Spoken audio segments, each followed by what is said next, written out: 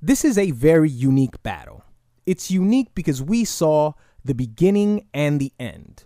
Most battles have a backstory. We sometimes pontificate as to why this started. We dig deep into lyrics and subliminals, and we try to find out where the origin of the conflict started. There's no industry insider. There's no narrative. It's just Tory Lane's, hey, I'm better than you, then Lucky You, Liddy again, ZZ, and now it's over. If we can all agree to that, then we can all lay a grid over this song, over this battle, and agree that the burden of proof is on Tory Lane's. The burden of proof is on him because he started it, and he claims that he could out-rap or, however he phrased it. But the only thing that Tory proved was that he could emulate Joyner. If the only thing that you prove is that you can do what your opponent does, then you're essentially in a gymnastics competition. In gymnastics, when you compete in the balance beam, for example, there's a set of required moves that you have to perform. And when you do those said moves, that gets compared to how your opponent executed that very same move. That's how they determine who the better person is that day. If you want to look at this battle as a gymnastics competition, then that's fine. You emulated your opponent, and in your opinion, because there is no sanctioning body that determines winners and losers in rap, this isn't boxing. In your opinion, you felt that you executed it better, and that's cool. But what else did you do after that? How did you pick him apart lyrically? How did you expose him? And when I say exposed, I don't mean, bring out a part of his personal life that we all weren't aware of or try to damage his character. I mean, how did you use the filler that you had to use? Because all Tory could use was filler.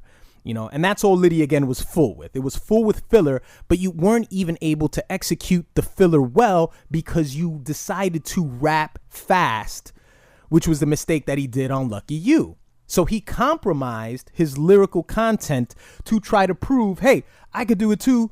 I can rap fast.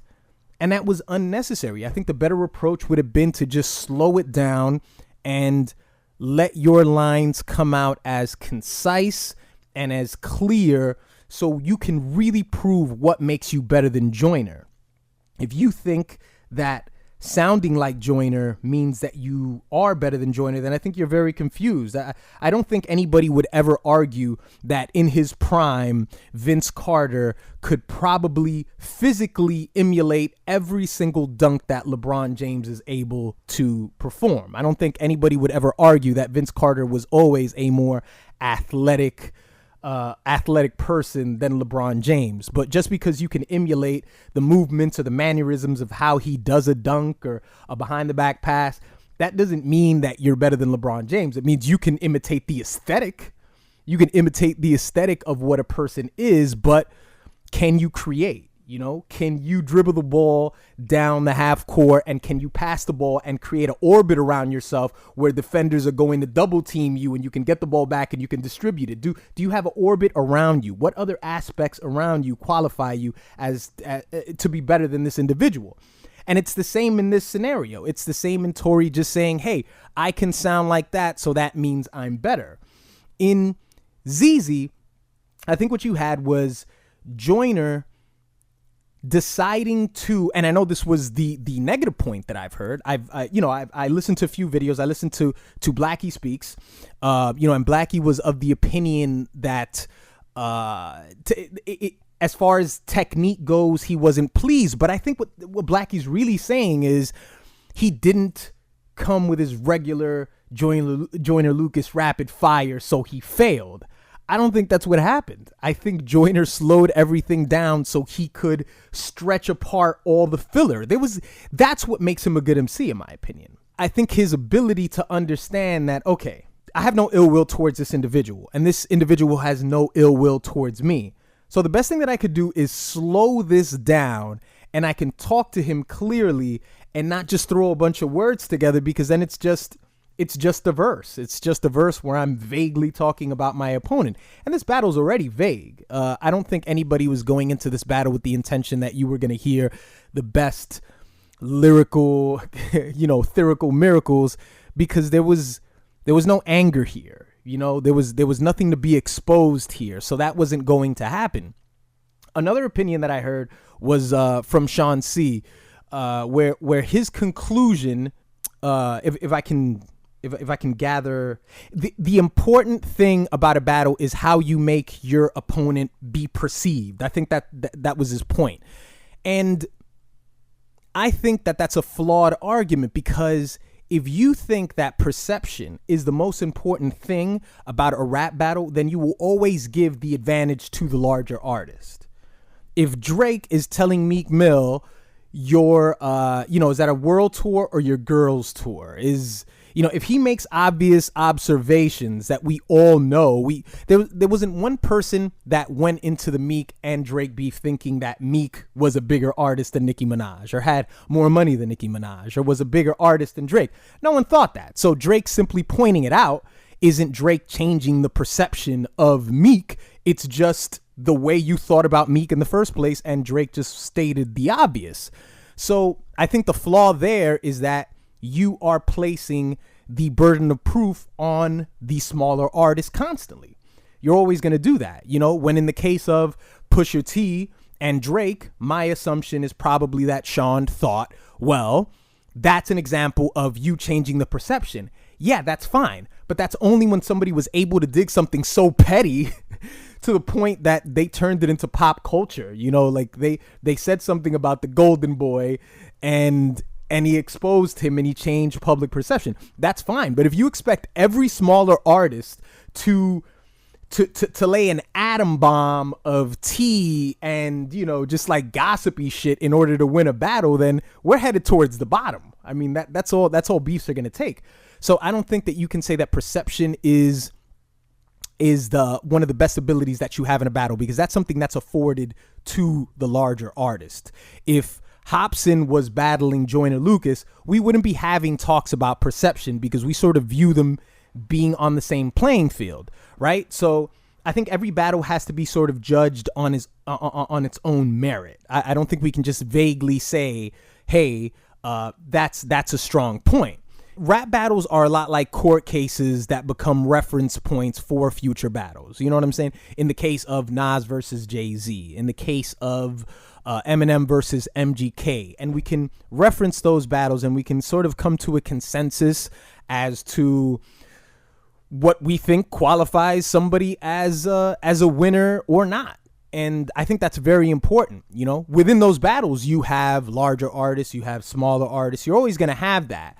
But how the public sort of viewed certain jabs is a good way to determine, what we should look at in the present battles.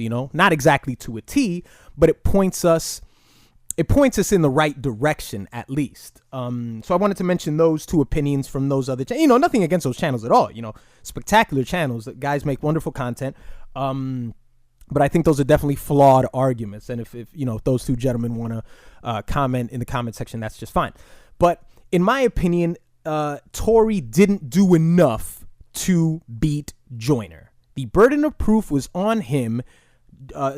Joyner came through with a diss record that, dude, it became self-referential. When he did that whole baby sequence, that was basically Joyner Lucas's Happy Birthday.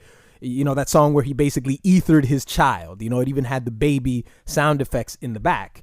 I think there were some very creative ways to sort of expose Corey as a plagiarist. The whole idea of pointing out the seconds on the song where he basically bit off Kendrick Lamar. Those are all interesting ways to basically say that you're a hack, and it's very interesting because Tory's whole premise is, I can imitate you. And if Joyner's point is going to be, well, you stole from Don Q, you did this just like Kendrick Lamar. I mean, why isn't anybody sort of looking at this like, well, I think Tory's kind of proving Joyner's point, isn't he? He's kind of proving his point that, hey, if I can rap like you, then that means that I'm better than you. And Joyner can say, well, no, you just like to take people's styles. That's really what this is. You're not defeating somebody. You're just imitating somebody. What do you guys think about this battle? You know, in my opinion, Joyner Lucas was the victor.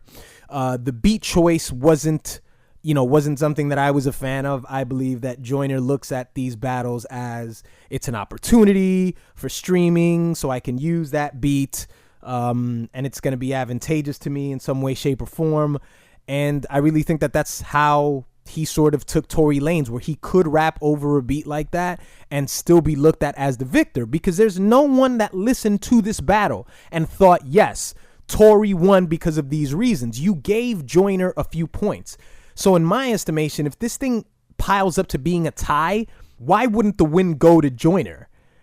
You know, if you came into it and you were saying that you were going to fucking whip my ass, and then we have a fight and we sort of tie it out, it's like, well, I mean, you didn't even whip my ass, did you? I mean, that's why I said in the original video, I mean, that's why I said that Tory would not be able to look Joyner Lucas in the eye and said that he beat him, and he can't. He can't possibly do that. What do you guys think about this situation? I know it's a very complicated battle because it's an actual battle. It's an actual battle where we have to pay attention to every technical point, and it's separate from all other battles because we see the beginning and the end. There's no outside noise that's going to determine what this battle is. And, you know, because of that, this battle takes its own unique form and I think should be referenced from this point on. But what do you guys think? Please let me know in the comment section below, and I'll see you guys next time.